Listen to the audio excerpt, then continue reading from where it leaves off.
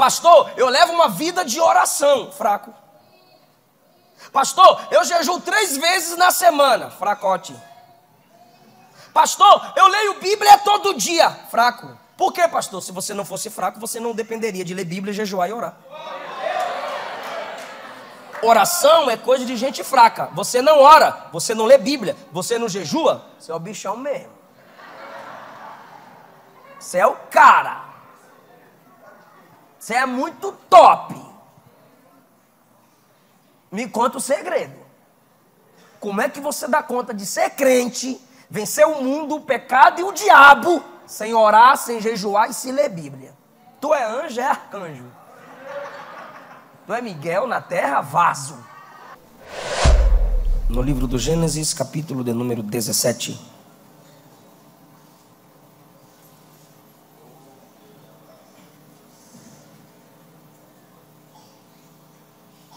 O versículo de número 1 diz: sendo, pois, Abrão da idade de 99 anos, o Senhor lhe apareceu e lhe disse: eu sou o Deus Todo-Poderoso, anda em minha presença e ser perfeito. Porei a minha aliança entre mim e te multiplicarei grandissimamente. Então caiu Abrão sobre o seu rosto e falou Deus com ele, dizendo: quanto a mim, eis o meu concerto contigo. Serás o pai de uma multidão de nações, e não se chamarás mais o teu nome Abrão, mas Abraão será o teu nome, porque por pai da multidão de nações te tenho posto. Te farei frutificar grandissimamente, de ti farei nações, e reis sairão de ti. Estabelecerei o meu concerto, ou aliança entre mim e ti, e a tua semente depois de ti, em suas gerações, por aliança perpétua, para te ser a ti por Deus, e a tua semente depois de ti. E te darei a ti e a tua semente depois de ti, a terra de tuas peregrinações, toda a terra de Canaã, em perpétua possessão. Ser-lhes-ei o seu Deus. Disse mais Deus a Abraão: tu, porém, guardarás o meu concerto, tu e a tua semente depois de ti, nas suas gerações. Amém? Podeis assentar. Queridos irmãos, nós estamos diante do primeiro livro da Bíblia, o livro do Gênesis, que significa princípios, começos, o início. Deus levantou um homem chamado Adão para ser o pai de todos os homens. No nome Adão, nós temos a palavra humano ou humanidade. E Deus fez uma aliança com esse homem. Não coma da árvore que está no meio do jardim. Seja leal à palavra que eu te dei. E de todas as árvores você pode comer. E assim manteremos a comunhão. Mas Adão quebrou essa parte da aliança. Comeu do fruto que Deus lhe havia dito para não comer. Não havia nada de misterioso no fruto. Poderia ser qualquer fruto.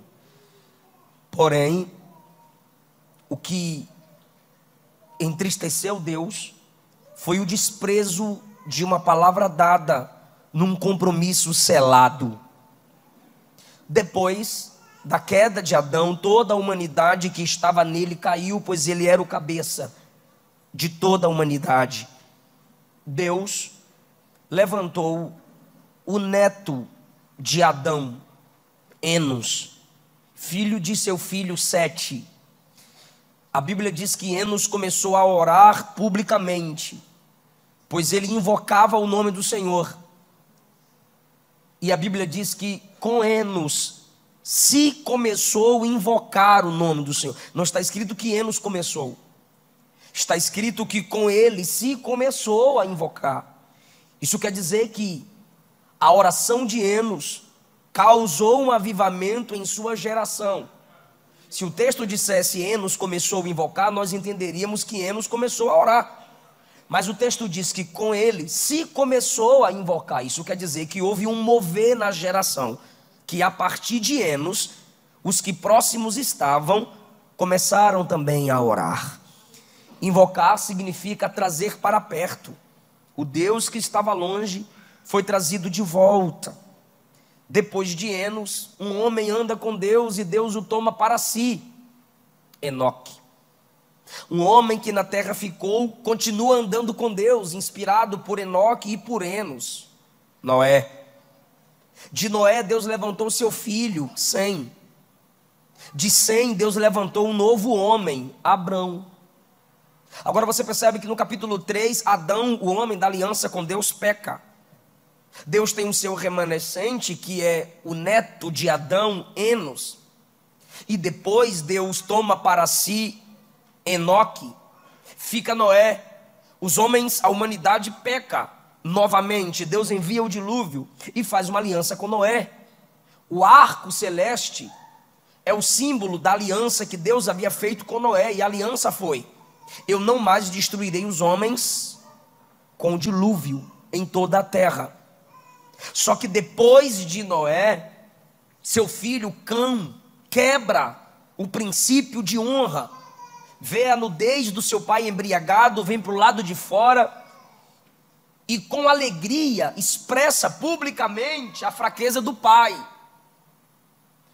E os descendentes de Cã, via Nimrod, levantam uma cidade-torre para tocar o céu e afrontar Deus. Mais uma vez a humanidade pecando contra Deus.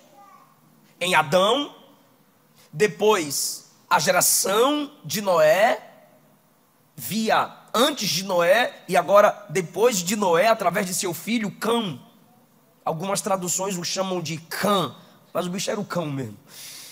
E no capítulo 10 e 11, novamente a humanidade se rebela contra Deus. Então quando você está lendo o Gênesis, você diz, o homem não presta mesmo não.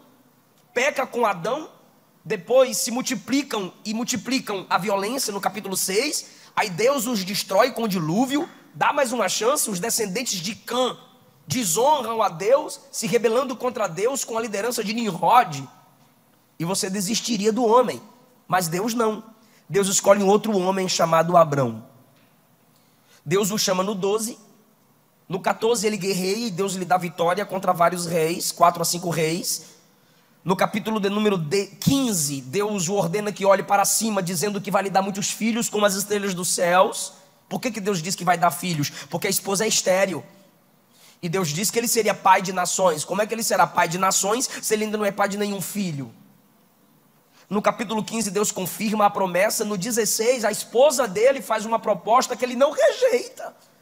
A esposa dele é avançada em idade, como ele mesmo diz no capítulo 17. E ela olha para ele e diz assim: deita com a minha escrava Agar. E o filho que de Agar nascer será nosso. Abraão, que não tinha nada de bobo, disse: eu aceito a proposta.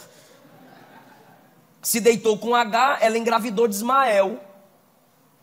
E aí eles pensaram, nascendo Ismael, a promessa está cumprida, porque Deus disse que nos daria um filho, mas não disse como esse filho chegaria. Então a gente dá uma ajudinha para Deus. E quando Deus promete, ele precisa da ajuda de alguém?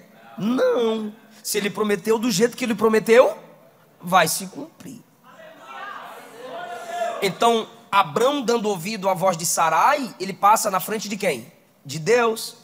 Você percebe que no capítulo 16 é o texto que Sarai mais fala. Ela só volta a falar no 18, depois ela fala no 21. Quando ela fala no 16, ela faz o marido pecar, o marido peca, a mulher H engravida, e quando H engravida, H se sente superior a ela, porque ela não pode engravidar, e H está grávida. H se sente superior a ela e despreza ela. Sabe quem ela vai culpar? Abraão, culpa tua. Aí Abraão diz: minha? Ela engravidou, foi de tu, mas foi tu que mandou. Aí ela responsabiliza, só quem é casado sabe disso, ela responsabiliza mais Abraão ainda, e diz que Deus julgue entre mim e ti. Na hora de mandar Abraão se deitar com Agar, ela não ora. Na hora que a Agar despreza ela invoca Deus para julgar o marido dela. Ó, Deus está falando. Aí a irmã Sarai, porque todo mundo só bate no irmão Abraão, a irmã Sarai vacilou. E ela coloca H para fora. E Deus diz assim: volta. Porque Sarai vai ter que pagar o preço agora de ter passado na minha frente. Volta e o menino vai nascer lá, porque a criança não tem nada a ver. A criança precisa de um lar para ser criada. E essa criança é Ismael. A criança não tem nada a ver.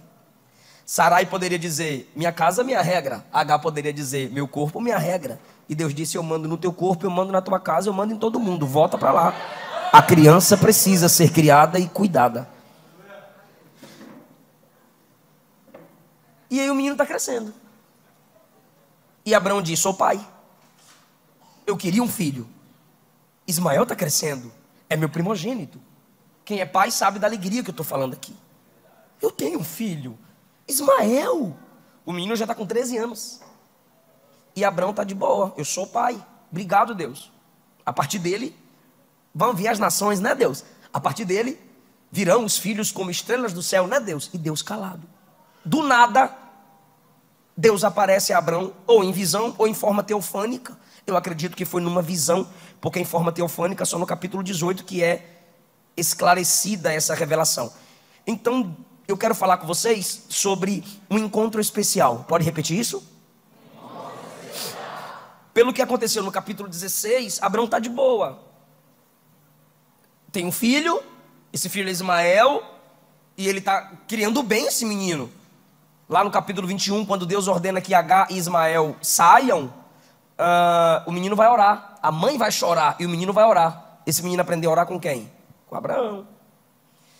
Abraão sabe criar um menino. No capítulo 18, o próprio Deus disse que cumpriria as promessas na vida de Abraão, porque Deus sabia que Abraão daria aos seus filhos uma educação justa e espiritual.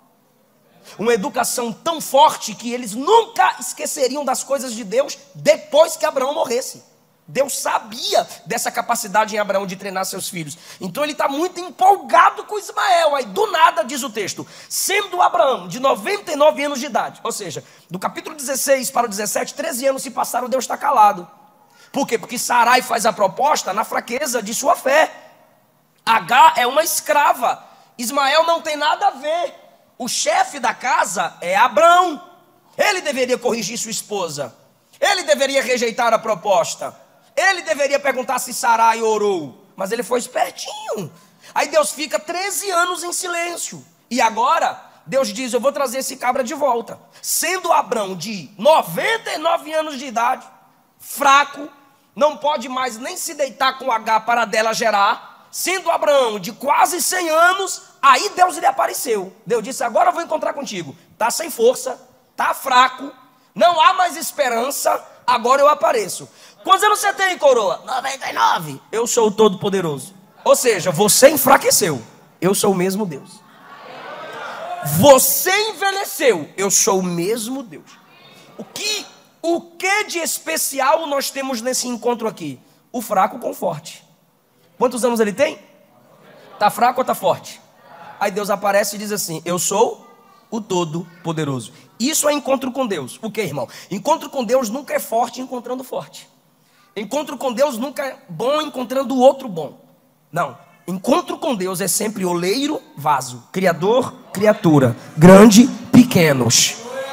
Encontro com Deus é o encontro entre o fraco e o forte. E como que existe essa conexão? Culto, oração, adoração. É a ponte que conecta o fraco ao forte, o pequeno ao grande, a minha necessidade ao poder dele de suprir a minha necessidade.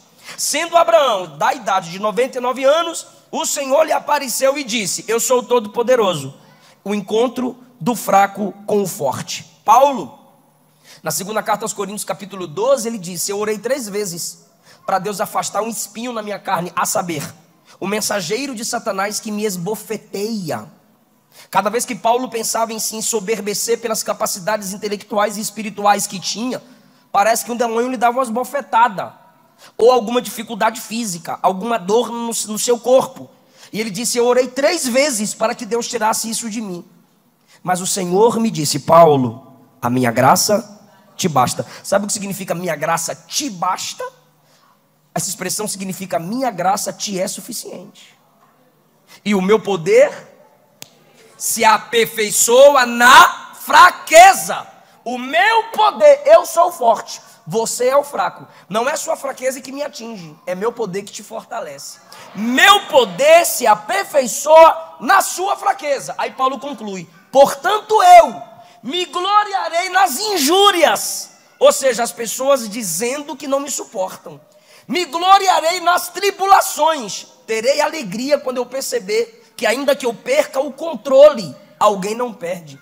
Me gloriarei nas minhas fraquezas, ou seja, eu vou focar no fato de que eu sou fraco. É isso que é evangelho, irmão. É você saber da sua dependência. Aí ele conclui: quando estou fraco, é aí.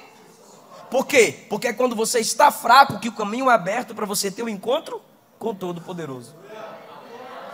Pastor, eu levo uma vida de oração. Fraco. Pastor, eu jejuo 3 vezes na semana. Fracote. Pastor, eu leio Bíblia todo dia. Fraco. Por quê, pastor? Se você não fosse fraco, você não dependeria de ler Bíblia, jejuar e orar. Oração é coisa de gente fraca. Você não ora, você não lê Bíblia, você não jejua, você é o bichão mesmo. Você é o cara. Você é muito top. Me conta o segredo. Como é que você dá conta de ser crente, vencer o mundo, o pecado e o diabo, sem orar, sem jejuar e se ler Bíblia? Tu é anjo, é arcanjo. Tu é Miguel na terra, vaso. Quando Abraão sabe que ele, o fraco, teve um encontro com o Todo-Poderoso, sabe o que é que ele faz? Versículo 3: caiu Abraão com o rosto em terra. Porque ele reconhece que está diante do Todo-Poderoso. Se eu estou diante do Todo-Poderoso, minha fraqueza é revelada. Sabe quando eu sei que você encontrou com Deus? Quando você reconhece que é fraco. Porque diante da onipotência divina, toda a nossa fraqueza é revelada. Se você acha que você é forte, é porque você nunca encontrou com Deus. Ezequiel capítulo 1, ele diz: eu estava à beira do rio Quebar, abriram-se os céus, e eu vi visões, no plural, visões de Deus. Caí por terra. Tudo que ele está vendo no capítulo 1, ele está no chão. Tenta levantar e não consegue. Aí tem gente que diz: estou vendo um anjo aqui. Cadê? Estou vendo. Aí começa a rodar, pular, sair marchando de uma perna só. Daniel viu um anjo no capítulo 10, desmaiou 2 vezes. A boca ficou seca e a perna tremeu. Aí Ezequiel está caído no chão, todo molengo. Aí você gosta do capítulo 2. E disse-me: filho do homem, põe-te em e falarei. A gente só lê até aqui. Continue o versículo. E o Espírito entrou em mim e me levantou. Porque ele não tinha forças para se levantar. Ali ele teve um encontro com Deus. Ali ele teve um encontro com Deus. Lembra de Moisés? Atos capítulo 7. Moisés era formado em toda a ciência do Egito. Mas quando Deus apareceu a ele em Êxodo capítulo 13, ele disse: eu não sei falar não.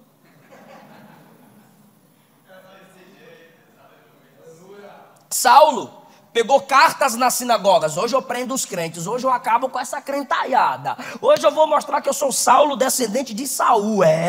Eu vou pegar essa crentalhada toda. Jesus disse: vem. Quando ele chegou na porta de Damasco, Jesus só o cercou com a luz do céu e falou assim: Saulo. Caiu no chão, cego, e perguntou: o que o Senhor quer que eu faça? Tu não era o bichão na estante? Cercado de homens com a carta na mão que prende os crentes. Irmão, se você ler Atos 8, ele entrava nas casas, arrastava as mulheres e levava presas. Mas no 9, o que o Senhor quer que eu faça? O que é isso, pastor? Encontro com Deus. Você lembra de João, o apóstolo do amor? Foi pregar em Samaria, foi achar um hotel para Jesus em Samaria, e os samaritanos disseram: tem vaga aqui para o Senhor Jesus? Não. Ele voltou nervoso para Jesus, falou: Jesus, a gente foi lá em Samaria e eles falaram que não tem vaga não. O Senhor deixa a gente orar para Deus mandar fogo do céu e matar eles tudinho? Mas quando você chega em Apocalipse 1, quando João tem um encontro com Cristo glorificado, ele diz: caí como morto aos seus pés. Isso quer dizer que a potência divina revela nossa impotência humana. Se você... Eu tenho umas raivas em alguns cultos. Pode deixar. Principalmente na hora do apelo. A minha esposa falou: faz isso, mas não. Eu falei: tá bom, quando você tiver eu não faço. Porque a gente pentecostal faz apelo. Aí tem uns caras que vêm na frente.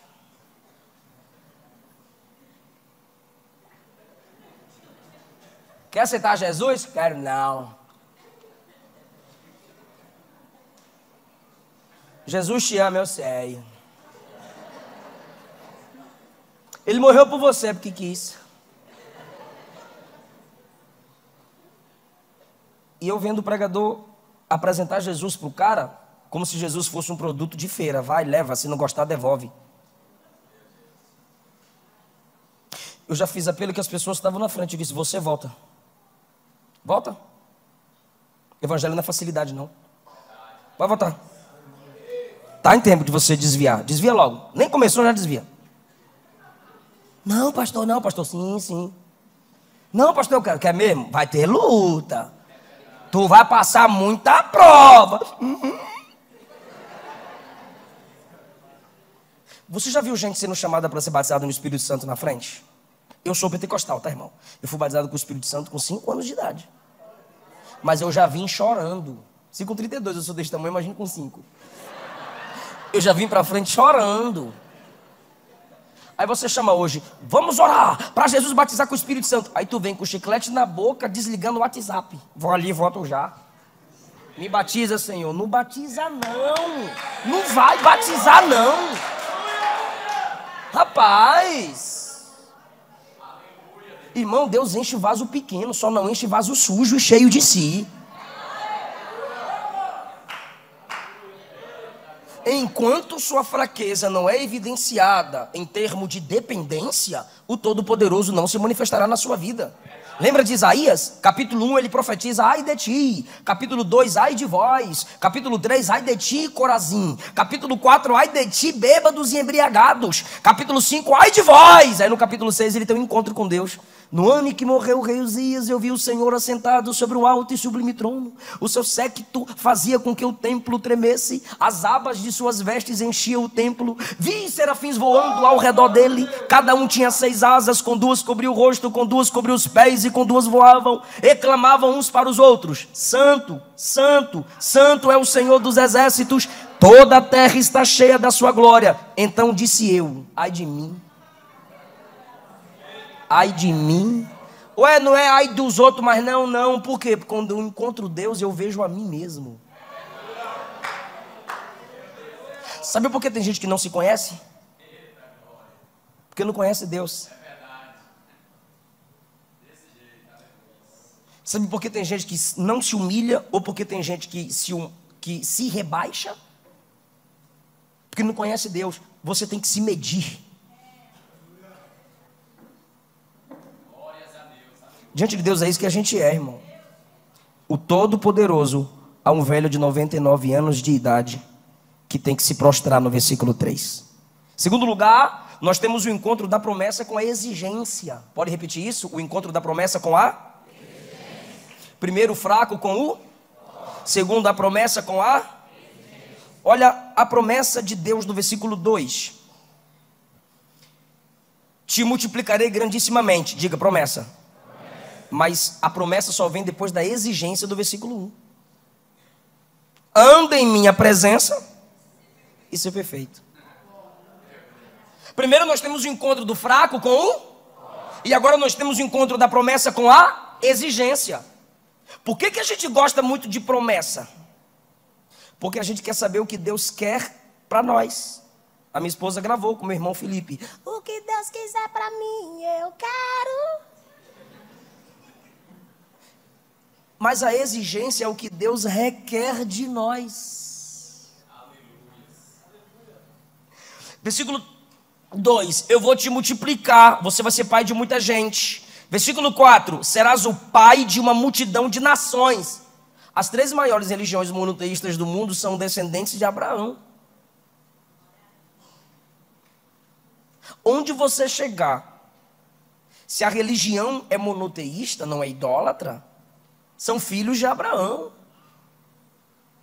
Eu farei de você pai de uma multidão de nações. Versículo 5: eu te estabeleço como pai de multidão de nações. Versículo 6: eu vou te fazer frutificar grandissimamente. Frutificar, irmão, é potencializar. Farei que você seja pai de reis. Então, na frutificação, nós temos a potencialidade. Se nós temos filhos que são reis, são nobres. Então, nós temos aqui qualidade. E na multiplicação, nós temos a quantidade. Deus está prometendo a ele quantidade, potencialidade e qualidade. Mas vem a primeira exigência: anda em minha presença. O que é andar na presença? A expressão andar aqui é focar no caminho. E quando é que eu me mantenho focado? Quando eu não me permito ser distraído. E essa nossa geração é a geração que mais destrói, porque mais se distrai. E distrações geram destruições. Você acorda, você se sente a pessoa mais especial do mundo. Por quê? Você vai para o WhatsApp: alguém quer falar comigo. E a gente responde o WhatsApp. E depois a gente quer saber da vida dos outros: Facebook e Instagram. E depois nós queremos um entretenimento fácil de alterar, o YouTube. Olhei, não gostei, pulo. Eliseu Filho, meu Deus do céu, está assistindo desenho. Aí de repente ele mete o dedinho de baixo para cima e para baixo assim, vai passando para o lado para escolher o desenho. Eu falei: eu pensar para isso. Vai escolhendo, por quê? No toque eu altero. E assim muita coisa vai enchendo a nossa cabeça. E a gente vai se enchendo de tantas coisas e não consegue se aperfeiçoar em nada. Essa é uma geração que entende um pouco de tudo porque está viciada no Google da informação, mas não tem nenhum tipo de conhecimento que exige foco. Muitas informações vêm através de muitas coisas para as quais você se abre. Agora, conhecimento vem foco. E nossa geração é distraída. Nos esquecemos de... Irmão, lembra como nossa geração antigamente memorizava as músicas? Hoje não. Não memorizamos mais como antes, porque não temos foco. E assim acontece no reino de Deus. Anda em minha presença, foca no caminho. Fixa a sua atenção em mim, Abrão. Anda em minha presença e ser perfeito. Outra exigência. O que é perfeição aqui? 2 significados: amadurecimento e totalidade. Deus disse: eu sou todo poderoso, então eu te quero todo. Porque perfeito aqui é todo. Se der a mim de forma completa. Agar tem um pedaço seu, você é senhor dela. Sara tem um pedaço seu, você é marido dela. Ismael tem outro pedaço seu, você é pai dele. Agora eu não quero só um pedacinho, eu quero você todo. Se concentre em mim e se entregue por completo. Há muitas igrejas por aí que estão viciando seus membros e congregados em campanhas, envelopes, corredor do fogo. E aí a pessoa vive na prática do pecado: dei meu envelope, estou de boa. Existem pregadores, pastores locais que só falam de dízimo e oferta, e principalmente no dia da ceia. E a pessoa diz: eu dei meu dízimo e minha oferta, já estou de boa. A gente está voltando para a Inquisição, para antes da reforma. Por quê? Porque as pessoas estão focadas em coisas erradas. Não estamos focados no que é para se dar todo a Deus. Deus não quer o envelope de quem vive na prática do pecado. Deus não quer o dízimo de quem dá por obrigação e não dizima ou não oferta por amor. Deus não quer. Deus não quer o que eu tenho. Deus quer você todo. Porque se Deus tiver você, tudo que é seu é dele. O que diz Romanos 12? Entregue o seu corpo. O que é a entrega do corpo? Você, sua totalidade, em sacrifício vivo, santo e agradável, que é o vosso culto racional. Dê a Deus a sua mente também, não só suas expressões corporais. Porque tem tem gente que pula muito, mas não pensa nada. Então você dá o seu corpo, que é seu culto racional, corpo, alma e espírito. 1 Tessalonicenses 5, Paulo escreveu que o Senhor vos santifique em tudo, em vosso espírito, alma e corpo. Pedro escreveu: sede santos em toda vossa maneira de viver. Não há dubiedade. Eu estava voltando de São Paulo, os irmãos me levando para o aeroporto, e eu perguntei: como é que está seu pastor lá? Abriu a faculdade teológica, você era funcionário lá, como é que você está? Ele: pastor, eu saí de lá. Falei: por quê? Tu é preguiçoso? Ele: não, é que eu e mais 5 entendemos que o nosso pastor, como um pastor, é um grande pastor, mas como empresário, não é um bom empresário. E ele falou para nós: pastorear é uma coisa, ser empresário é outra coisa. Então na igreja vou tratar vocês como pastor, aqui eu vou tratar vocês como empresário. Falei: eu nunca vi isso na Bíblia, não. Não existe essa dubiedade. Não existe esse estilo de vida duplo. Na igreja é uma coisa, na escola eu sou aluno, não sou crente, eu sou aluno. E na empresa eu sou funcionário, mesmo que eu tenha que mentir para vender, mas Deus sabe que eu sou funcionário. Em casa eu sou marido. É pedacinho, pedacinho a vida. Não existe, irmão. Ser perfeito, ser completo, ser todo de Deus. Na empresa, seja verdadeiro porque você é de Deus. Na escola, seja verdadeiro porque você é de Deus. Em casa, seja verdadeiro porque você é de Deus. E publicamente você vai refletir o que você é no secreto. Isso é ser perfeito, ser todo. Quem quer o Deus Todo-Poderoso? Ninguém? Eu. Quem quer o Deus Todo-Poderoso? Esse Deus Todo-Poderoso nos quer também todo por inteiro.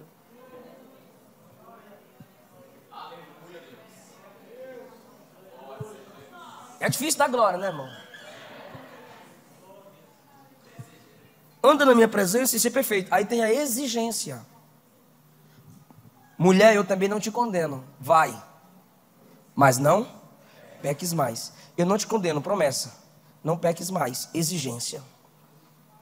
Então para, irmão, de se acostumar com esse evangelho de ursinho carinhoso. É, os ursinhos carinhosos. O evangelho tem exigência. Jesus é amor, sim ou não? Foi o pregador que mais pregou sobre inferno. Você sabia que os falsos pregadores não pregam as cartas paulinas, nem joaninas, nem petrinas? Por quê? Porque nas cartas estão as exigências.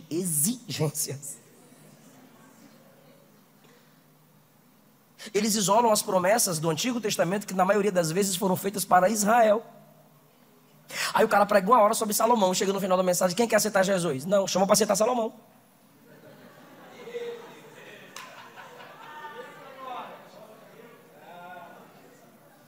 Deus deu um cheque em branco para Salomão: pede-me o que queres e eu te darei. Pede, pede, pede, pede. Aí os bestas: é o meu.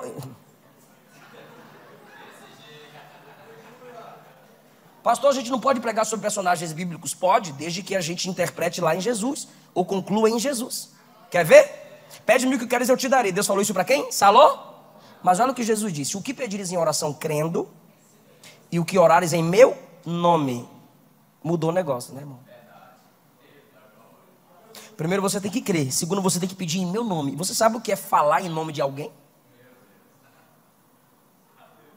Você só pode falar em meu nome se você for falar aquilo que eu falaria. Isso é orar em nome de Jesus. É você pedir ao Pai o que Jesus pediria. Então tem coisas que você está pedindo aqui na terra, aí você fecha assim como se fosse a Maria Mágica. Agora Deus vai dar, quer ver? Em nome de Jesus. Aí lá em cima Jesus diz: eu não pediria isso não, Pai. O negócio mudou. Por isso que você não pode viciar em coach pregando em púlpito.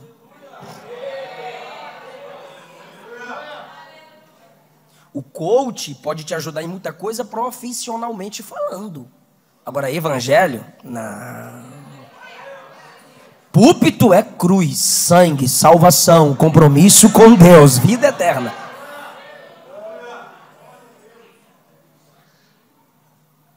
Eu tenho promessa para você, Abraão, mas eu tenho uma exigência.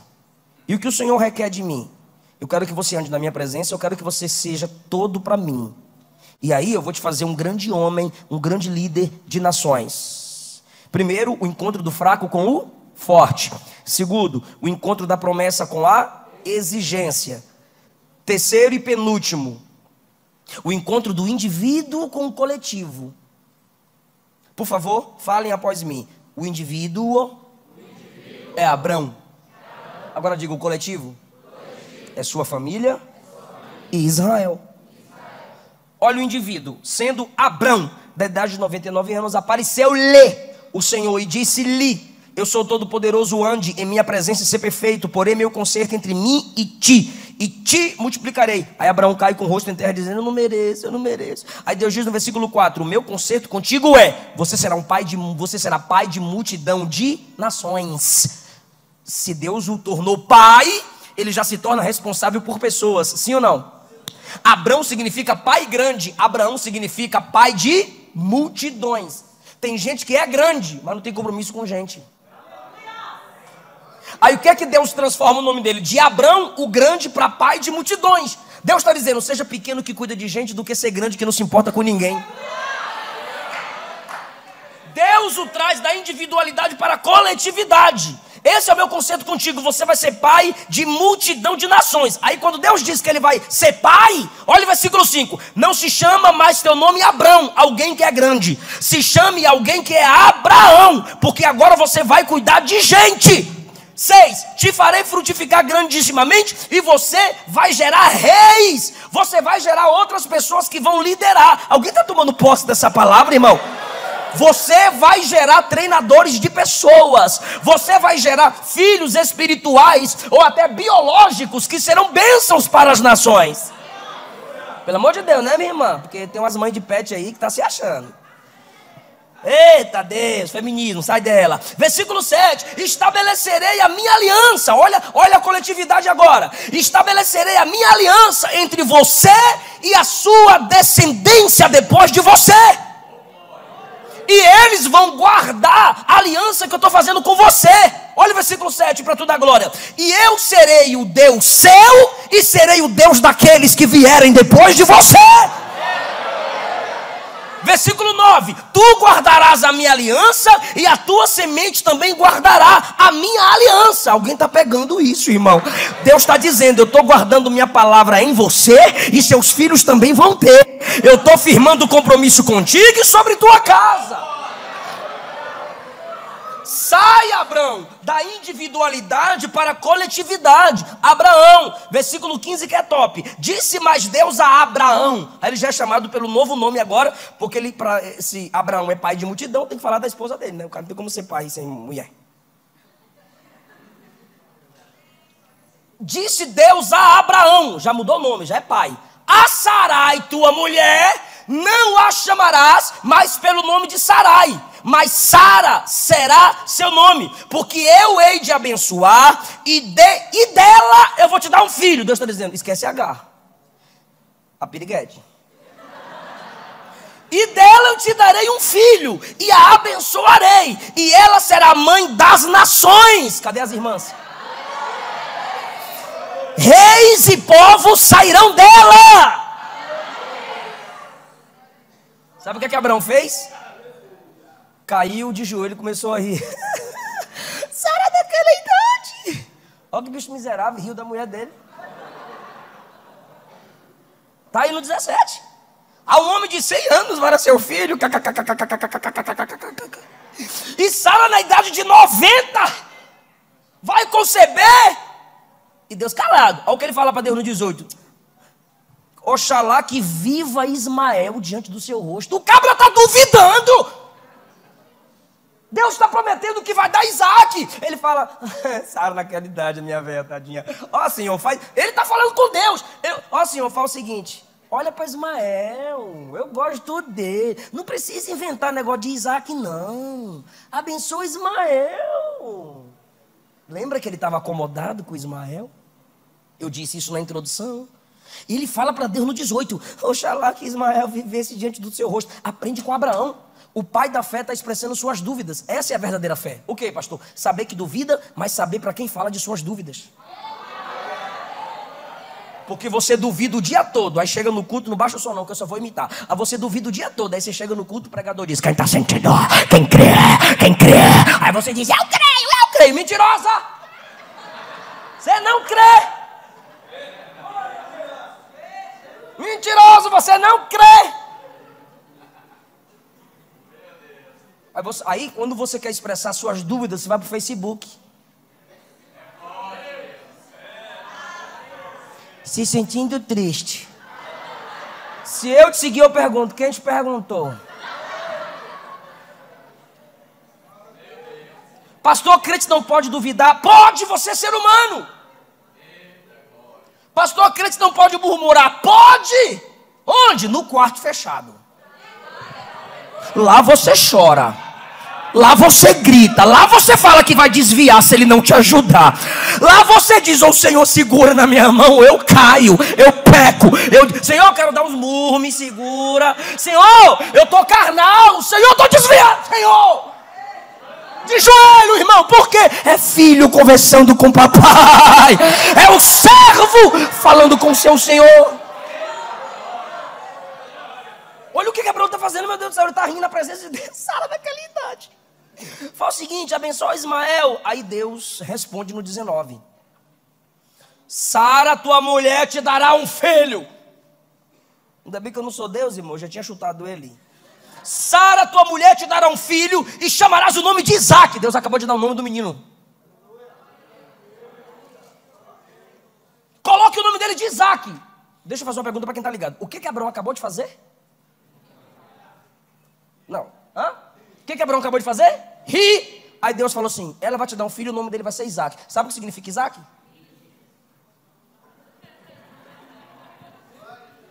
Tu não está rindo? Eu vou te dar um filho, o nome dele vai ser Riso. Bestalhado.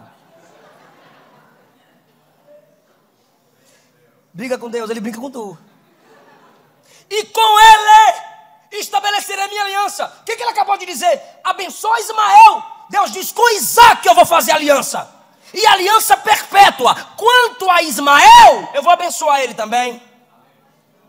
Eu estou ouvindo você orar por ele. Ele vai frutificar. Ele vai multiplicar grandissimamente. Olha o poder da oração de um pai, mesmo em fraqueza, irmão. Ele vai ser abençoado também. Porém, 21, Deus repete: a minha aliança vai ser com Isaac, que Sara vai dar para tu, o filho. Vigia, irmão, misericórdia, ficou feia a frase. E acabou Deus de falar com ele. E subiu Deus de Abraão. Tirou a espiritualidade, sangue de Deus tem poder. É o mal das mudanças das palavras nas gerações, né? Eu fui pregar no sul. Aí eu falei sobre esses crentes dondoquinhas na igreja, que qualquer coisinha desvia, muda de igreja. Aí eu disse: larga de ser fresco, irmão. A igreja inteira ficou normal.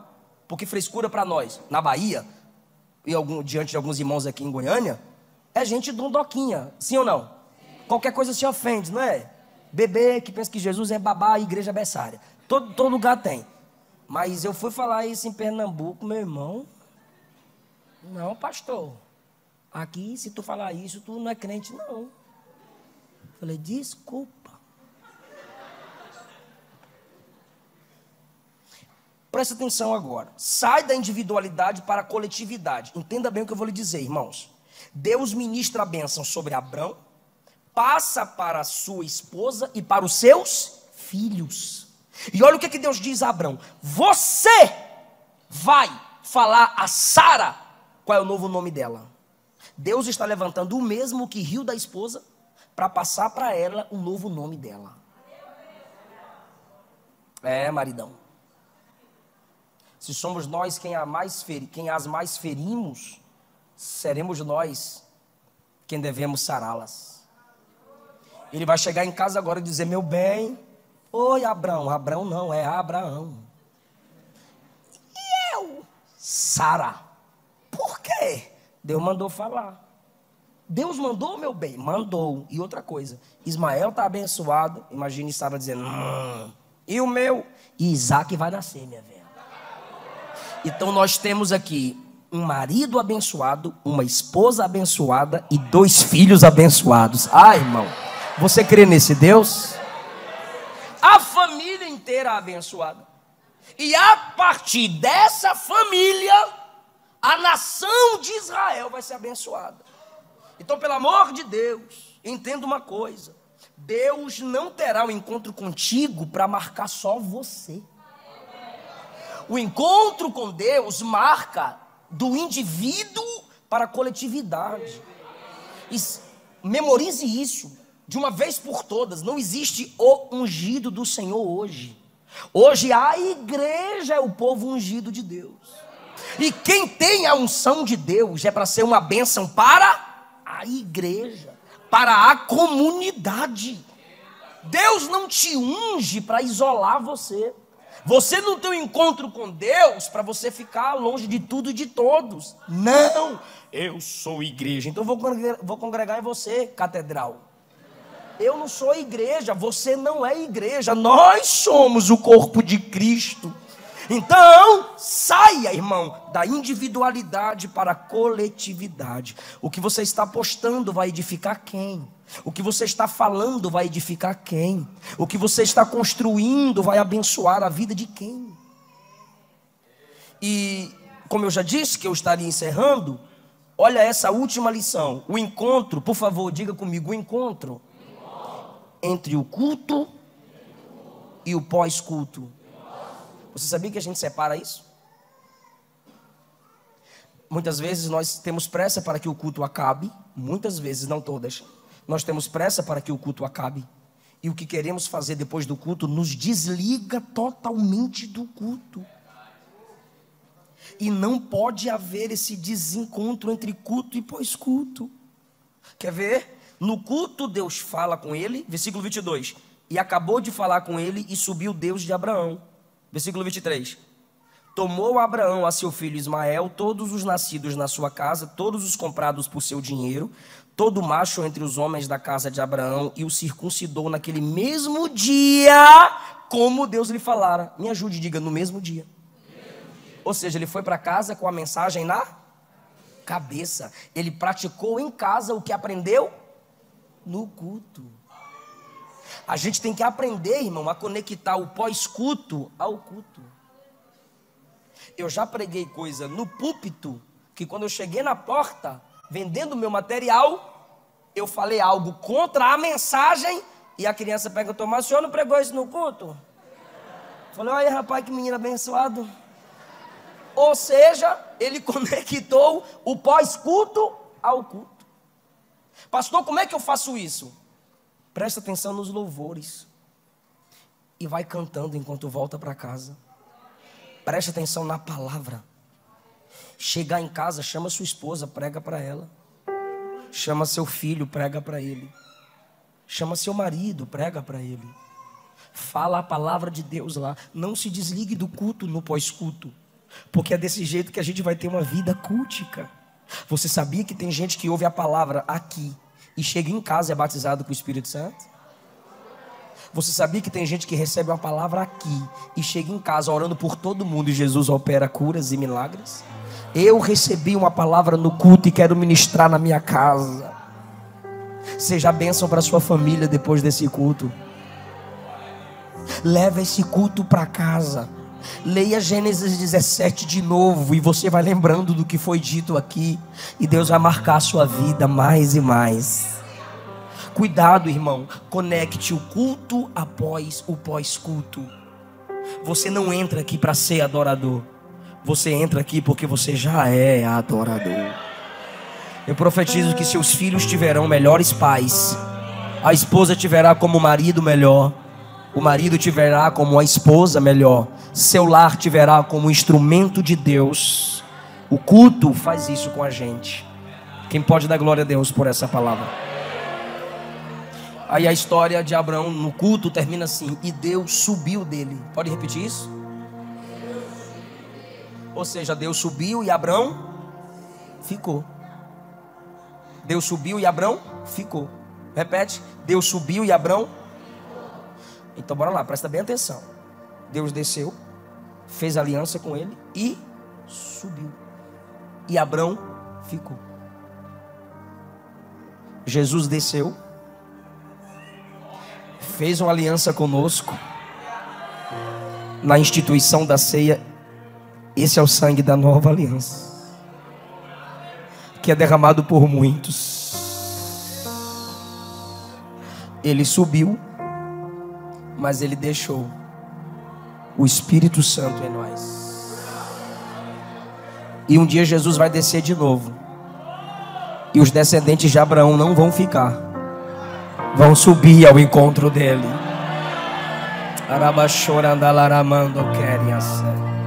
Deus fez uma aliança com Abraão. E o símbolo da aliança que Deus fez com Abraão foi a circuncisão. Por favor, diga: toda aliança tem um símbolo externo. Se eu perguntar a você o que é isso aqui, você vai me dizer que é uma aliança, sim ou não? Mas não é. Isso aqui é um símbolo de uma aliança. Isso aqui é um símbolo externo de uma aliança interna que eu tenho com a minha esposa. Presta atenção, como a aliança que Cristo fez é superior, só para quem é pentecostal ou para quem ama a palavra. Olha isso aqui. A aliança que Deus fez com Adão tinha um símbolo: árvore. A aliança que Deus fez com Noé tinha um símbolo: arco. A aliança que Deus fez com Abraão tinha um símbolo: circuncisão. A aliança que Deus fez com Davi e Salomão tinha um símbolo: trono. A aliança que Jesus fez com a igreja tem um símbolo: o pão e o vinho. Mas Hebreus diz que a aliança que Jesus fez é superior, sim ou não? Porque todos os símbolos das outras alianças são símbolos externos. O símbolo da aliança com Jesus é interno: aquele que bebe e aquele que come. Está levantando um memorial até que eu venha. Aleluia! Hebreus diz: eu farei uma aliança com eles, tirarei o coração de pedra, colocarei um coração de carne e escreverei as minhas palavras no coração deles. A aliança que Jesus fez com a gente é interna. Isso quer dizer que Ele trabalha em nós de dentro para fora. A graça não exige nada de você que ela não te capacite a cumprir. Fica em pé.